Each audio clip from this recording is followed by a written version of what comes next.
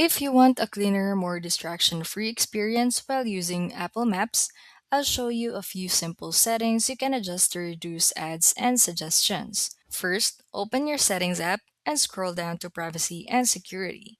From there, tap on Location Services. Then, scroll until you find Apple Maps. Now, tap on it and look for options like Precise Location and Location Access. You can customize this based on how much data you want the app to use for recommendations. Next, go back to Settings and tap on your Apple ID at the top. Then select Media and Purchases or Advertising. From there, you can turn off personalized ads. This helps limit the type of suggestions and promoted content you see across apps. You can also scroll down to Maps in your settings and turn off options like Suggestions or Show Siri. Another quick tip: clear your recent searches inside Apple Maps. Open the app, swipe up on the search panel, and clear your history.